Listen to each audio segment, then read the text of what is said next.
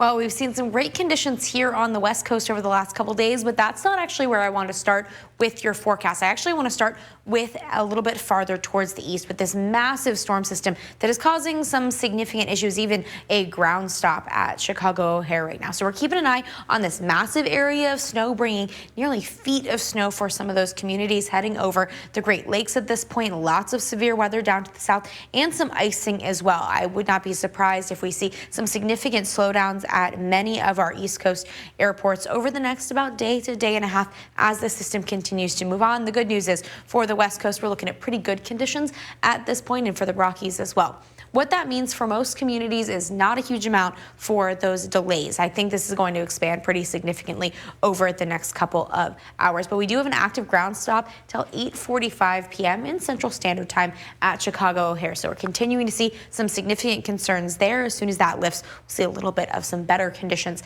out there for travel. But at least here on the West Coast, we're not dealing with anything like that. They're dealing with snow and ice and rain. We're dealing with sunshine and some gusty winds here and there.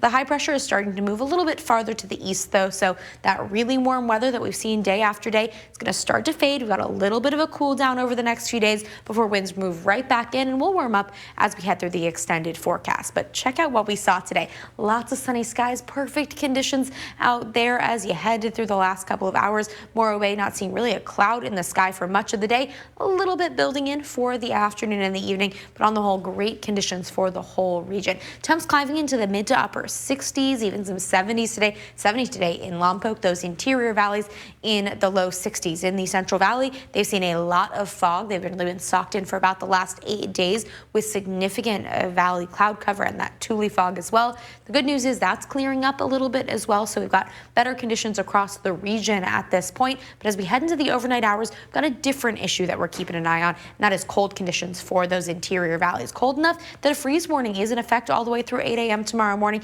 Temperatures as low as 28 degrees are possible. Most areas around 32 in the overnight hours. A frost advisory in place for the Coyama Valley as well. We have a high surf advisory placed for all of those western beaches through the 4th. We also have another one of those special marine statements for our south coast with added wave energy and the possibility of some king tides over the next few days as well. But here is the core of your forecast. Tomorrow's temperatures mid-60s, 66 in Santa Barbara and Paso Robles, 69 degrees in Lompoc, 67 in Santa Maria, 68 in San Luis Obispo. Those overnight temperatures quite cold though. Paso Robles only 35 in those early morning hours. We'll see a little bit of cool down Wednesday and Thursday, some added cloud cover, some fog for Paso Robles as well, then clearing out and staying really comfortable and warming up as we head through Friday, Saturday, Sunday, and Monday. It's also going to coincide with those high tides, but on the whole, things are looking good for the whole forecast.